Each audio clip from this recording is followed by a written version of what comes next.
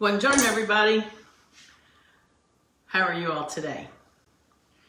I'm here all by myself in the house today, so I feel completely calm. I had to run to the store this morning, and I just got up, ran to the store, came home, had a little crick in my back this morning, so jumped in the hot tub. I just love that thing. And I feel a little looser, and I'm just feeling good.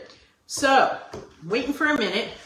I'm trying something. I'm trying to angle myself here since I'm on an angle because we're going to be using the board here today. And we're going to be doing a little cooking. So I think I've got this good. I have gotten a new microphone because this room definitely is bigger and I don't know if the sound is as good. I can't get it to work. So at some point here in the next day or two, I'm going to get it to work and hopefully my sound will be better. You know, I'm just techie enough, but not quite as much as I need to be. Anyway, so buongiorno, welcome to my kitchen. And I'm really glad you're here because we are going to make something that is so simple that in general you would think is hard to mess up. And yet, and I don't name names of places because I don't like to bash anybody, but I hope at some point that they see this and see the error of their ways.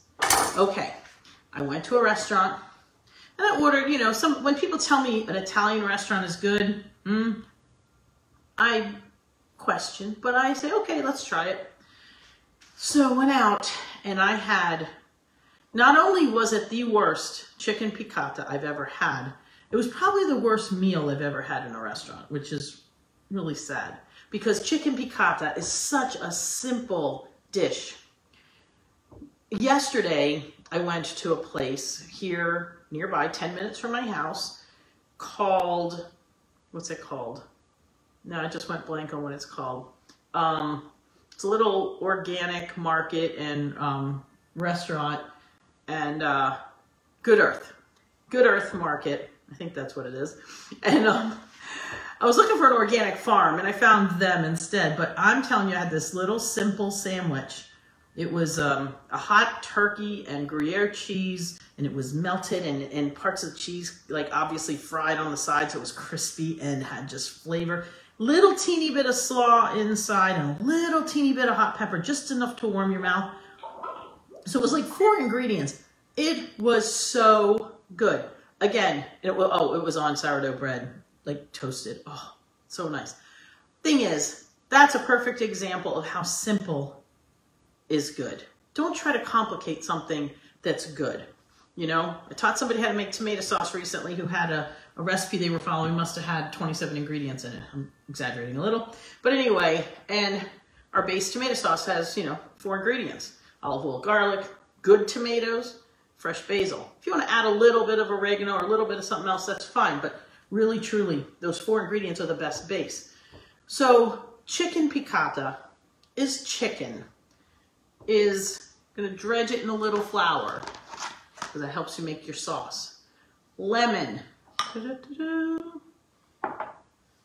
Butter. And capers. Now, just a few capers. The dish I had, I swear, had a handful. Probably had half this jar size amount of capers in it. Capers have a pungent flavor.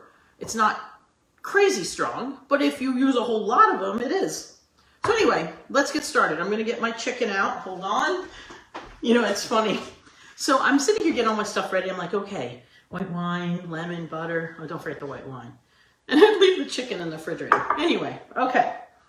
First things first is your chicken. I use good organic chicken.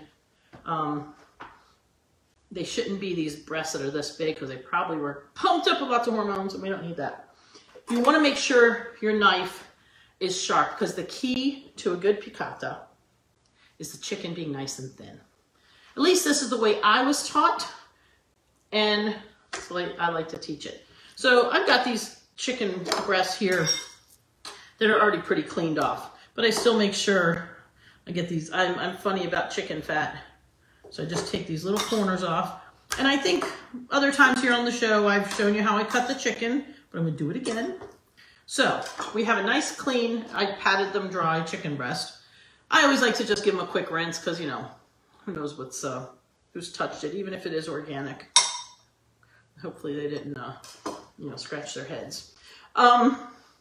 So we've got the thick side and obviously the thin side here. We're gonna put it knife side to the thick side, hold it really firm, and just down a little bit, we're just gonna cut a thin slice, go straight across. Your top slice is gonna be a little shorter than the rest of them because the meat goes down.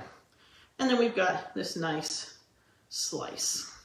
So chicken breast like this, you wanna get it, you can always, even with a small one, you can always get at least 3 slices. Sometimes if you're lucky, and if you're good at it, you can get 4. The thinner, the better.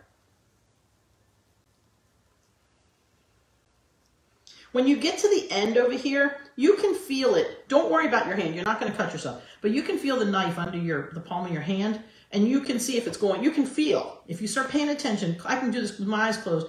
You can feel, and you can just move the knife up or down if you feel like it's getting, you can feel if it's getting thick, or you can feel if it's right under your hand. So see, it's pretty even.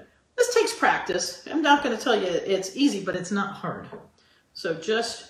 And if you screw up, I mean, sometimes that bottom piece is always going to be ugly because the bottom's never smooth. Again, this is going so nice and easy because my knife, I just sharpened it. Okay, so there's number 3. And then here's number 4. See, it's always going to be something. But when you put it in the pan, you put it together and it kind of cooks together. It looks like one piece. So anyway, so if you're making a dinner and it's 2 or 3 or 4 of you, and you want to make big pieces, by all means do it. But honestly, I usually cut these in half. It's just what I like. I like smaller pieces, and I get more sauce on all the 4 sides. And all that. So that's one we're gonna do. Just put my little pile here. Can you guys see? I think yeah, you can see. This one's pretty clean. A little bit of fat right here. Take it off. But I mean, this is the simplest dish. Simple, truly, truly is best. And when you have these kind of dishes in your repertoire, it's so much easier to make dinner on the daily. Okay, so see that one, I cut that little fat piece off, so that one I don't even have to cut. Oops, let's see here. Now, you don't have to have a chef knife. You know, I like my chef knife. But you can also do it like if you have your standard kitchen, utility knife. These work good too. You just want to make sure the blade's long enough to go all the way across. A piece of fat there. Make sure you're nice and sharp. But you can use this kind of knife too. This one's a little kind of short. I have a longer utility knife. I just pulled this out to show you. You can do it with any knife. So there's another one. And then the last one came out pretty good on that one. Going back to my chef knife, I still prefer it. Now on this last one, I can feel that my knife, and let me tell you something. I don't know why or how it is, but chicken dulls a knife faster, I swear, than anything. So I can already feel that this isn't slicing through as easily as it did on the first one. So you keep depending how much you're doing. Like this one, I'm only doing these couple pieces, so not a big deal. But if not, this is the chicken hand, this is the non-chicken hand. You have your, honing blade just to smooth out your knife if you need it. Okay. And boom, there we go. Okay, so especially if you're gonna do, like this is a great dish to do for a party and you can put it in a platter, make a little extra sauce, keep it on top, it's beautiful. So now I'm gonna warm up my pan. So this is really, really, really easy. So we're gonna take our flour and we're gonna dredge the chicken in the flour. Just give it a light dusting, okay? Now I'm using regular flour. You can use, honestly, one time I even did it with whole wheat flour. It still came out. It's gonna have a little darker color and it really wasn't too heavy because I just really shook it off really good. You want something on it to help coat it because it helps the sauce stick to the chicken so then it has that nice sheen on it. It also helps thicken the sauce a little bit without being clumpy. It's just on the chicken, that little bit helps thicken the sauce just enough. Piccata sauce is not a really thick sauce, and you should never, ever use cornstarch in a piccata sauce. Okay, that's also what was in that sauce I had.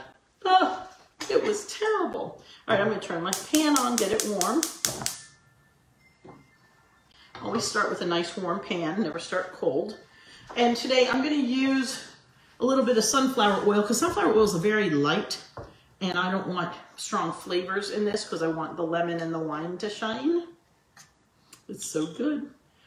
So right now you can see I'm holding my chicken hand up because I'm gonna go ahead and do this by hand. I'll pick them up and put them in there. And then while it's starting to sizzle, I will wash my hand. This one's still staying clean so I can touch things and not get chicken all over the place.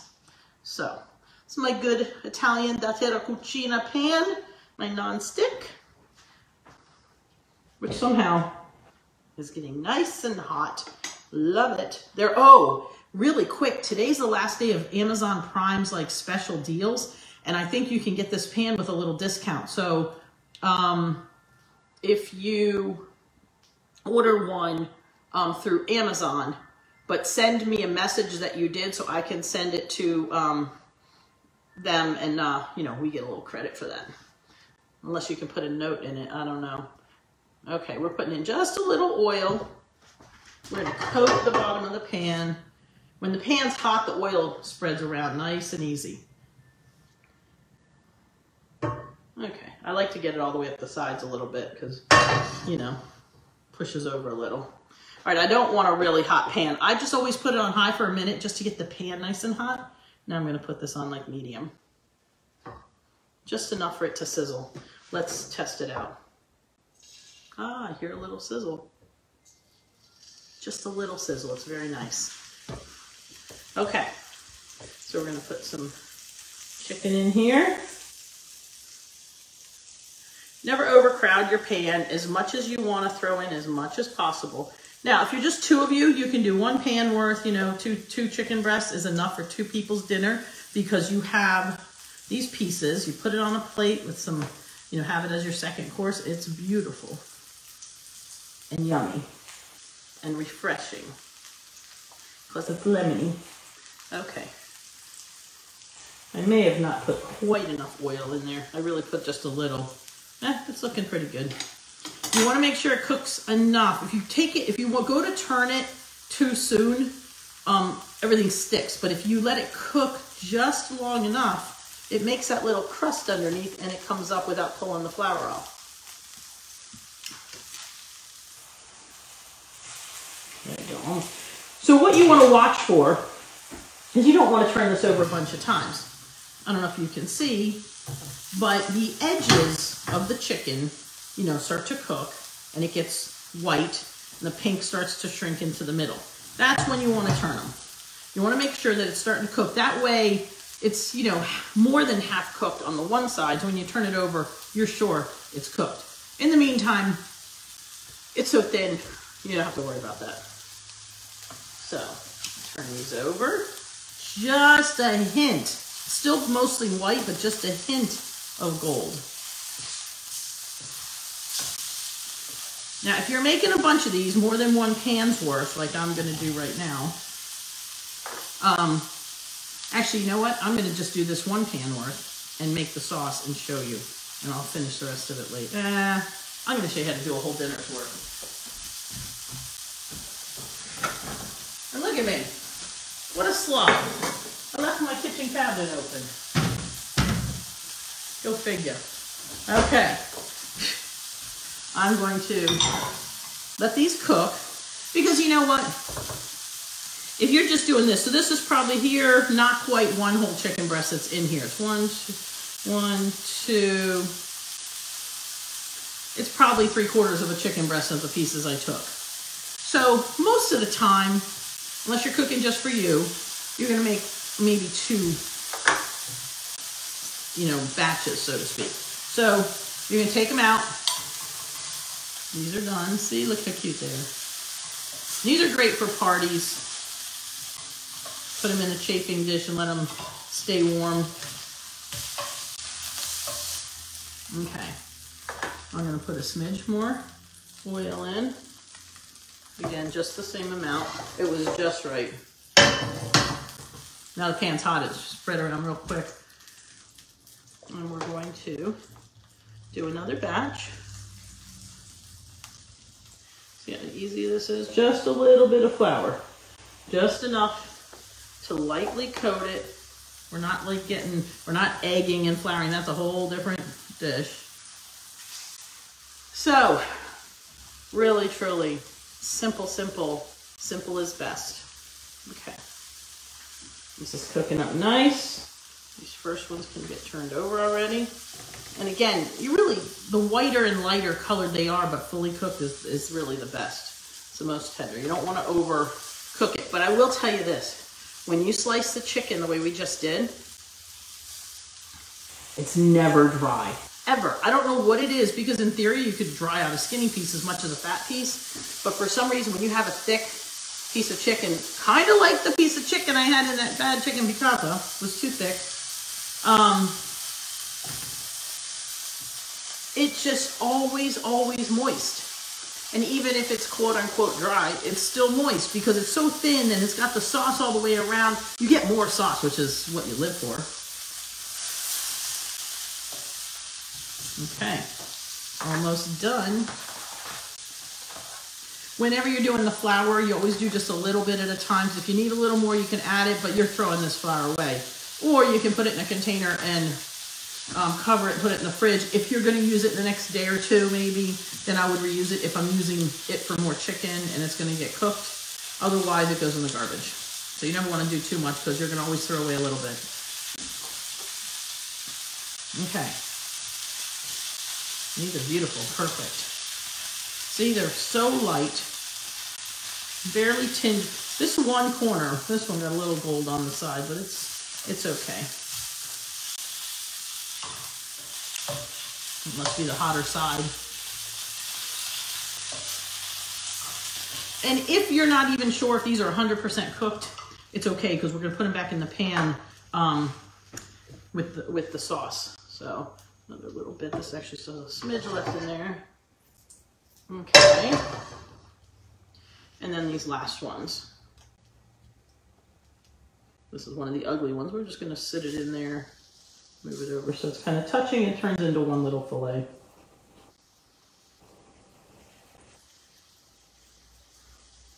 And it doesn't matter if they're perfectly shaped. This is home cooking. Maybe somebody wants a bigger piece and somebody wants a smaller piece. You don't even have to cut it. It's already a bigger one there and a smaller one there. See? Saves you time and energy. Now, you're going to notice, and somebody may say that I used my wooden cutting board to cut my chicken. You know, I have found in research I've done, you know, me and my big research, that the plastic cutting boards hold just as much germs as as they think a wooden one does. I always wash this down. And especially because I wasn't leaving stuff on here for a long period, it's here on the surface, and immediately after this show is over, I'm going to take it into the sink. I'm going to wipe it down with some of my good soap, a little vinegar, and then sometimes if I feel like it really needs it, I'll take like literally a teaspoon of bleach in some water and just give it a quick wipe down and let it air dry. And, you know, that gets all your germs off. So don't worry about using your wood. You can do it. Especially these, the bamboo, it's so tight that it's not quite as porous as, say, like pine. So you're even better off. It's not mandatory, but you're better off. So, all right. So I'm going to put this flour away here. And turn that to low. I'm going to wash my hand real quick. Okay. I've used my black soap that gets all my smell and it's awesome. Okay. These are done.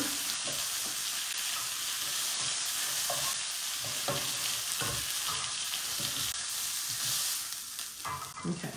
Take it off the flame for 1 second. And really quickly, I'm going to, now the other day, I made that crostata and I used some lemon zest. So I cut them, I had those lemons, I put them in the fridge so they wouldn't get bad on me, but I have some. So I'm gonna use those lemons now. So kind of, you know, guide yourself. If you're gonna use lemon zest for something, hey, use the rest of the lemons for another dish shortly thereafter. All right, well, this is going in the chicken anyway, so I can cut it with this knife. It's okay. I like to try to answer those questions you're going to throw at me, like, you used the chicken knife on the lemon. I know. But you know what? It's going in with the chicken, and it's going to get cooked. All right, so I've got 2 lemons worth of juice here, and I think that's going to be enough. Let's see. They were pretty juicy. Yeah. It's not 100% need of lemon, and I may or may not put all. This is like, oh, it doesn't even say. It's 2 ounces or something, approximately. Ooh, my thumb, lemon. Okay, and now we've got the capers. So here we go. Wait a minute, I need a spoon. Little teaspoon. Little spoon for the capers. Okay, so here we go. Back on the pan. We're using the same pan that we've got. Use a little butter. So I like to throw the butter in first because I let that melt.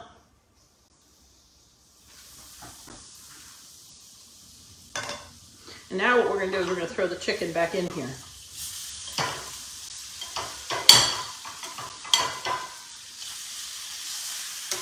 And it doesn't matter if they're piled up because, there we go. That would have been easier, huh? Just throw the dish in. So I've got my chicken in the pan. I'm going to throw in my lemon. I'll reserve just a little bit there. I love these bottles. Oops, wrong way. Put in a little white wine. Turn this a little higher now, let it get going because it's going to sizzle away with the meat. Make sure none of it's sticking. Yes, this is a non-stick pan. I'm using metal tongs, but I'm not really touching the bottom of the pan, so that's okay. I like my short tongs. Oh my God. Just the white wine and the lemon. A little more wine. If you're gonna put the wine in, if you're gonna put extra wine in, do it early so it has time to, you know, cook off a little. I like a lot of the sauce. I'm gonna put another little dab of butter. There's no real official measurements to this. I'm sure somebody, I mean, yes, I shouldn't lie. There are places, you know, you'll find a recipe book that's gonna give you an exact measure, but you know what? You're never cooking the exact amount.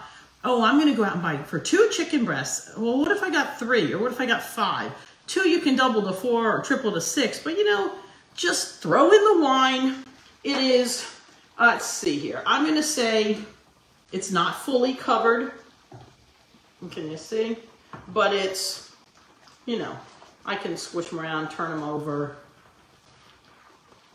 make sure they get in the sauce, and let that hot liquid, the wine and the lemon, you know, sizzle off with the flour and all that. So I'm gonna just put in a little pinch of, actually that was a real small pinch, a little pinch of salt, not much, so I'm using unsalted butter. Been using a lot more unsalted butter lately.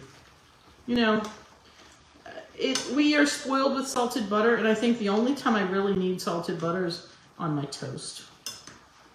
I do love a piece of bread and butter with my coffee in the morning. We're gonna turn that down to low. So this is pretty much done. This is bubbling. Oh, it smells lemony, but it's not overly lemony. Like a chicken franchise is a lot more lemony. If you want to put a little pepper in, you can put a little pinch of pepper, but you know what I like to do? Let me see if I have any actually.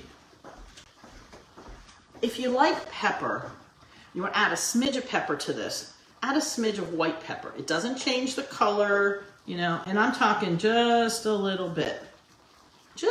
But that's it. That's the only extra you should throw in here. This is white wine, lemon, and butter, and capers. Okay? There, just a pinch. Not even. That was like a dusting of white pepper. Okay. Now, let me show you how to put the capers in. You don't take the jar and dump it in there. You're going to put in, enough that everybody gets maybe, you know, 1 or 2 in their dish. You might want a half a teaspoon of the brine because that adds a little of the flavor. You know, I probably this is probably a tablespoon. in this whole thing. See, just enough to sprinkle it.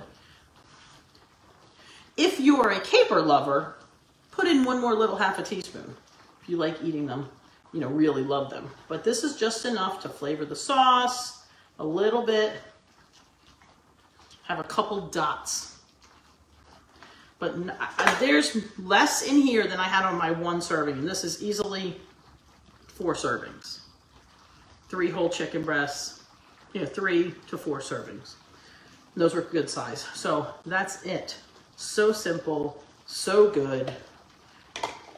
And, you know, you can throw this together so fast. I mean, you know, you get home, in half an hour, you can have this on the table. You put a pot of water on, make a little aglio olio pasta, or even a little plain pasta, and you make a little extra sauce and put a little bit of this on top. Don't put your chicken on top of the pasta. That is just not the way you do it. You have your pasta, then you have your chicken, or you have them side by side or in 2 dishes. You don't, it's just not the way you do it. Just saying. This is Italian Heritage Month. Let's do it the way the Italians do. Have your pasta, then you have your secondo, your meat, your chicken, your protein, whatever, your second course. Okay, and that's that. So what I'm going to show you here now, you're going to see the sauce has a little bit opaqueness to it, okay? And it's just, it's liquidy, but it's just got a little teeny bit of thickness to it. It's just enough. Look at the sheen on the chicken. Look at that. There you go. One chicken with one piece of caper on it. But look at how shiny it is because of the sauce is so stuck to it. So nice. Let's make a plate.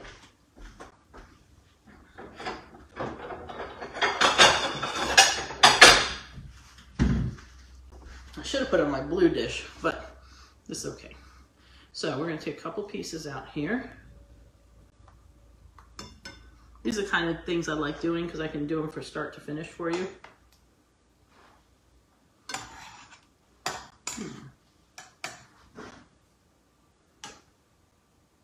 Then you take a little bit of the sauce, with a little bit of the capers.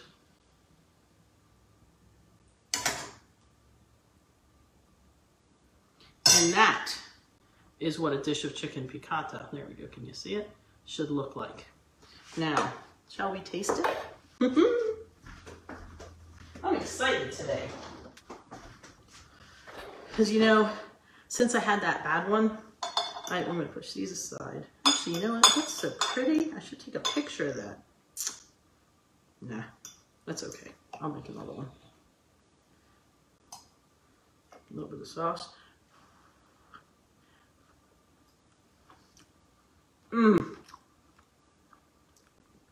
Oops.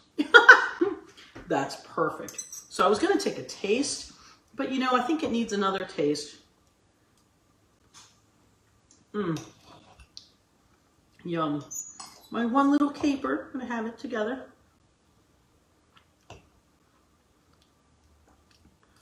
Let me tell you, it's not that I'm some great cook. It's that you can do things simple and make them good. That's out of this world. Like I could eat this whole thing right now, but I'm going to save it for lunch, so I'm going to give it a little bit of time. I'm going to cover this, let it sit here. I'll probably make a little pasta, and that'll be our secondo today for lunch. But, you know, this is the kind of stuff anybody can do really quick. And then you go to a restaurant, and they charge you an arm and a leg, and it tastes like, not like this. It's disappointing. I urge you, if you know people who own restaurants, if you own a restaurant, if you've ever been to a restaurant, you know, remind them that it needs to be simple. Simple is best. And authenticity. This is the way it's supposed to be made. I'm sure in different parts of Italy there's slight variations. I'm not sure what they would be because this is such a simple thing. I don't even know how you vary it. But chicken piccata does not have mushrooms in it. If you want to make a different dish and call it something else, then by all means do it. But if you're making something, make it the way it's supposed to be. Chicken piccata is white wine, lemon, butter, and capers. Boom, done, the end. Simple. So I urge you today, make some chicken piccata for today or tomorrow. Either if you have the stuff at home, always keep some capers. It's not a bad thing to have in your refrigerator, and they're usually small jars. This one's a bigger one. You can get a smaller one. Keep it in the refrigerator. You only need a teaspoon at a time, but it's good for this. It's good for caponata, which we've made before. We'll probably make again.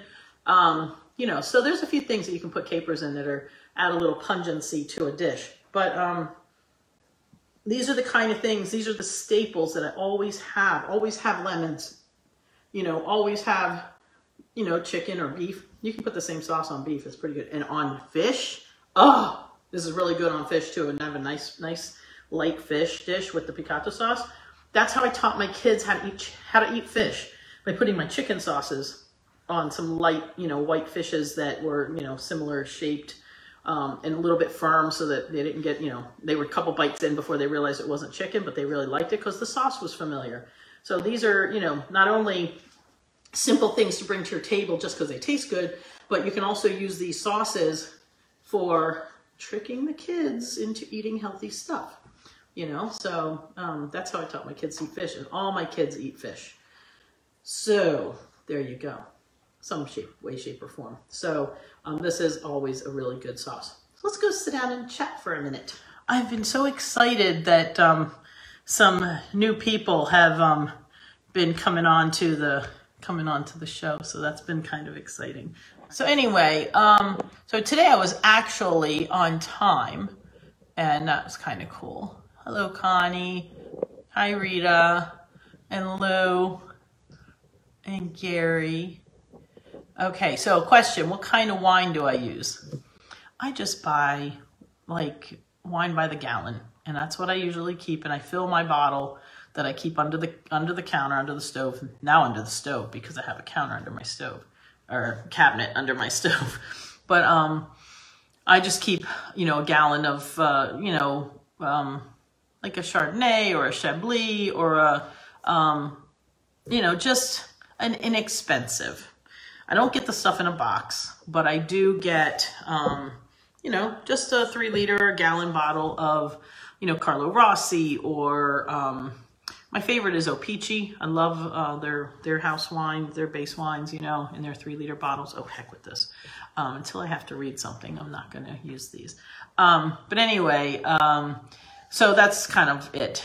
I also will use, say, you know, we had a bottle of wine and I have some leftover after, you know, at the end of the night, and it gets, say it with the top was left off, or it just sits because we don't drink a whole lot of white wine around here. And I always have, you know, some bottle floating around that's got like, you know, a cup or two worth of wine in it. I'll throw that in my bottle. You know, it's good wine. But it doesn't really, for home cooking, it doesn't really matter. It's all going to taste good. If you are a chef in a fancy restaurant and you're making something with a specific, special, fancy wine, and it has a particular flavor for you, by all means. But at home, really, truly, you're going to make a better dish than most restaurants just by using inexpensive, I hate using the word cheap, but it's cheap, you know, inexpensive house wine. I'm going to talk to you about wine. Wine in America. Okay. The year that we lived in Italy, and this is a great kitchen lesson for you guys, for everybody, and a nice way to save money in your house. The year we lived in Italy, you know, we've always liked drinking wine with dinner, but, you know, from the time when we were younger and, you know, a young couple, and we really couldn't afford to, you know, splurge on to have wine every night with dinner. So we'd have it once in a while. We'd buy one of those big bottles and, you know, use it sparingly until it was done. Then a while later, we'd get another one, but we didn't have it every night because it was more about saving money back then. So you get out of the habit. But the year we were in Italy, we were drinking wine every day. Because why? Because it was €1.30 a bottle. This is 10 years ago. It might be almost two euros now. Oh no. Anyway, whatever it was under $2 a bottle. Well, under $2 a bottle. A water bottle was €1.50. It was cheaper than the water. Okay, the water bottle's a little bigger, but still. So, when I got back from being a year in Italy, drinking wine every day with my meal, a little glass, not chug-a-lug, but every day we had a little glass of wine with dinner. And of course, it was midday. You have your dinner, you're nice and relaxed, you take your 10-minute nap. It's like a second morning. It's a beautiful day. And you get so much more done. Your days are productive. Feels like your days are longer. So anyway, so when I got home, I was hell-bent on finding the best cheap wine I could find because I wanted to keep having my wine. So I went to a couple of local places and I bought 6 bottles at a time because you always get a little discount, you know, if you buy 6 or 12 or whatever, different places. So I was buying 6 bottles at a time and I bought every cheap bottle of wine, all their cheapest ones, whatever it was, I didn't care. Merlot, Cabernet, this and that, whatever. But they were all, there was one, I think that was like $5. The rest of them were about $6, $5.99, $6.99. But I got all of those one at a time and rated them. And it must have been, I probably got like 3 6-packs of cheap wine over the course of the next couple weeks. And you know what? Except for one of them that really was one of the Merlots I wasn't real thrilled with. Every single bottle was good. I'm like, holy crap. Because, you know, as Americans, we don't want to buy cheap because, oh no, that's cheap. And we don't want to buy, or we can't buy, the $20, $25 bottle on a daily basis. We'll go broke. Because it's very easy to drink 1 bottle of wine at dinner with 2 or 3 people, you know. So we tend, as Americans, to default to that $10, $12 bottle because it's middle of the road. It's not cheap, but it's not the expensive, and we can justify it. The fact remains is that the cheap ones, the $5 and $6 bottles, were all just as good as the $10 and $12 bottles. So, and in fact, then I spoke to somebody one time at one of the nice wine stores. Actually, it was one in Maryland that we found that we had gone to just to get some wine when we were at my mom's. And this lady was so nice, and she really knew her wine. We started talking about all this, and she's like, oh yeah. She goes, there's really no difference in quality for the inexpensive and the middle expensive wines. So everything from those $6 bottles to those $12 bottles, the quality and the flavors are almost the same.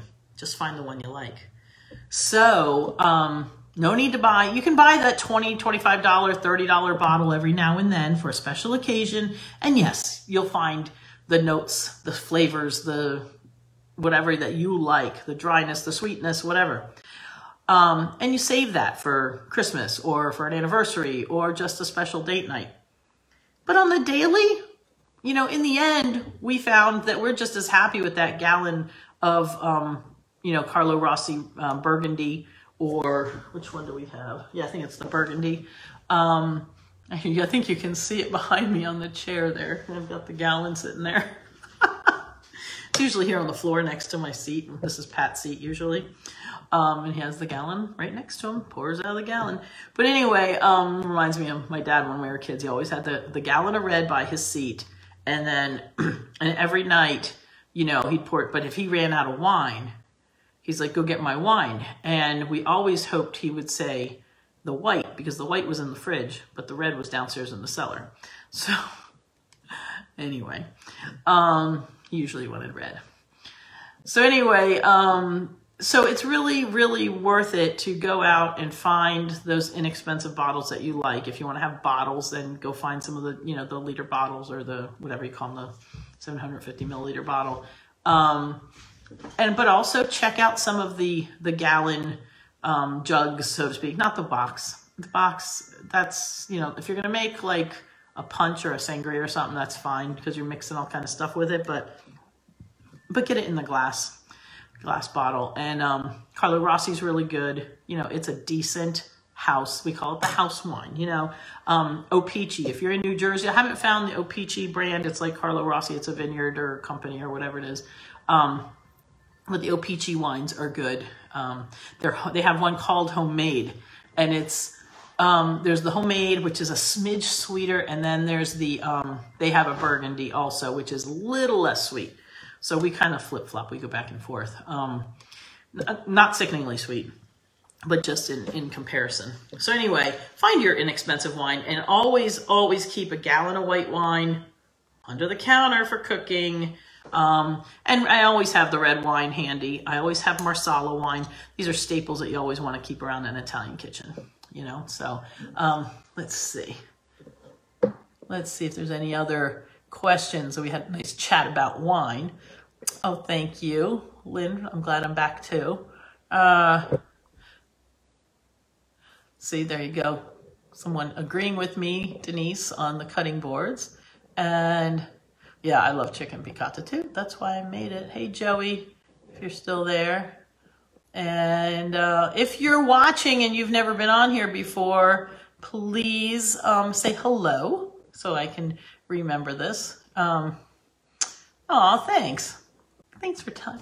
Rita said I rock in the kitchen. Rock and roll, baby. But, you know, I hope that, I hope I teach you guys some things. Hey, Alicia. Oh, you had to get back to work. All right. Wow. I'm still scrolling. Good grief. Well, anyway, I'm glad that you guys are watching. Hey, Candy. Candy's up in New Jersey. All right, let's see. And my friend Renee. Renee is the cupcake maker in Frederick, Maryland. Awesome. Whoops. So anyway. Oh, your go-to wine is $3.69. That's a good one. Now, you know, Trader Joe's has the inexpensive, they have the $3 chuck, they call it. It's okay. I think it's better for cooking. But, you know, they're not bad. I mean, they're doable in a pinch. It's good to have something around, you know, but they're not bad. You know, there's other ones that are probably better. But, you know, you can get them for reasonable. And not all the Trader Joe's, like in New Jersey, Trader Joe's only sells wine in Westfield, New Jersey, and in Princeton. They only have 2 licenses in the whole state. So, you know, you got to schlep over to one of those places if you want to buy the Trader Joe's wine. Trader Joe's does also, the ones that have wine and liquor, also has some really nice organic alcohol, which is kind of cool. So anyway, just thought I'd share that because you know me, I love my Trader Joe's. And thank goodness I did such a big shopping at Trader Joe's before I moved down here because I still have stuff in my pantry, my big pantry that I love so much. There's nothing like having a pantry, a place to keep your foods all in one place where it's dark and it's, you know, contained, you know, so that stuff stays good. You know, having it all over the place is disconcerting. It makes, you know, cooking harder. So one of the things I encourage you to do is really, you know, organize your cabinets. If you don't have a pantry, not everybody gets a walk-in pantry. I mean, mine's not like a whole room, but it is a little, kind of like a big closet. So it's kind of cool. It's good enough for me. I don't need, you know, this crazy, crazy stuff. I'm just so happy to have a hot tub. Something I've wanted for 31 years, and I think I've earned it. We've earned it, you know. I just feel happy. You know, we all deserve something at some point that we work hard for, right? So that's, you know, that's something really good. So I'm going to go and have my chicken piccata. I am going to really quick before I do that, actually, I'm going to bring up a couple of things, and I'll probably bring them up again over these next couple weeks. I'm in the process of putting together a course because some people have asked me so many questions and requests, and I'm putting a course together on how to get your family back to the table. But we're going to do some challenges coming up. Just for free, not anything extra, but I'm going to do some 5-day challenges before Thanksgiving and before Christmas to help get you guys in the groove of doing your Thanksgiving cooking. Or if you're not used to, or you're doing it for the first time, or you're just not liking the way you're doing it, we're going to do some cooking challenges. It's going to be a 5-day thing where we're going to come on every day. I'm going to give you the ingredients ahead of time, and we are going to cook, and we'll cook simultaneously. Depending on how many people, it might be more like a Zoom. If not, we're going to do a special Facebook group that's just for the challenge, and you come on and we'll be live, and I'll have somebody here answering questions, and we're going to cook some new dishes so that maybe if you're interested in having a new dish for your Thanksgiving, you want to Italianize it or bring your own culture into it, you know, then, you know, we'll show you how to do that too. So we're going to have some fun with that. And then Christmas, a couple weeks later, we're going to do a Christmas challenge, a holiday challenge. We'll call it a holiday challenge because it might be somebody's Christmas or somebody's Hanukkah, but we're going to do a baking challenge, and we're going to bake for 5 days. So start thinking about that the one before Thanksgiving will probably be the week before Thanksgiving. So you've got time to test out some new recipes and then be ready to do them for Thanksgiving if you choose. And the Christmas, the baking one, the holiday baking will be probably middle of December, a couple weeks, you know, from second week of December, give you enough time to do some baking and be able to share those goodies. So those will just be for fun, but I think it'll be enlightening. And then in January, we're gonna have my my big challenge, or my course that's going to be offered out. So, you know, you might like it. Who knows? Anyway, I'm really excited about the things that are coming, and I gotta get to work and go edit some video so I can get them up on my YouTube channel so that you guys can refer back to them. So please, you know, I kind of, you know, went radio silence this last, you know, couple of weeks when I was moving. So I didn't hit my 1,000 by the end of the summer for my YouTube channel, but I did get to, what did I get to? 892. So I'm almost, let's see, where am I? I think I'm just shy of 900. Let's see, my channel, 892 subscribers. So if you guys wouldn't mind sharing and asking people to subscribe to my YouTube channel, Dorina's Kitchen, you know, youtube.com/Dorina's Kitchen. Let's see if I can't hit 900 over the next day or two, just so we can, you know, get up over the hump there of the getting to 9. I'm 8 people away from getting to 900, for Pete's sake. So if you're not already subscribed to my YouTube channel, please go to youtube.com/Dorina's Kitchen and help me get to 900, so that way I can then start bugging everybody to help me get to 1,000. But honestly, call your kids, call your mothers, call your sisters and aunts and cousins and brothers and uncles, anybody you know that cooks or likes to cook or should cook or needs to learn how to live the right way, you know, by starting your family in the kitchen, then please ask them to subscribe to my YouTube channel. I would really, really appreciate it. And also to, you know, sign up and like my Facebook page and hit the little bell, the little notification bell. I know I keep getting made fun because I always, hey, hit the little dingy bell so that you get notified when I go live, because I'm still, when I go live, it's 11-ish. Right now, like last week, I came back after my little hiatus, and I was off on 3 times last week. And, you know, this week, it'll be 3 or 4 times this week as well until I get back on my groove. And hopefully I'll get to that point where I'm on at least 4 days a week every week. So, and maybe sometimes 5. So anyway, so enjoy your chicken piccata. Make sure that all your restaurant friends know how simple it is so they can make it in their restaurants and serve something good instead of something not good. And, but please do. And, you know, if you make it, please post a picture under this video and let me know that you made it and it came out good. It is such a good dish. It's so easy. You can make chicken piccata, any kind of fish piccata, yeah, fish like, what would I do it with? Oh, like a sea bass. Oh, so good. You know, even cod, any kind of fish you want. So try it. It's good. All right. So mwah, have a great day.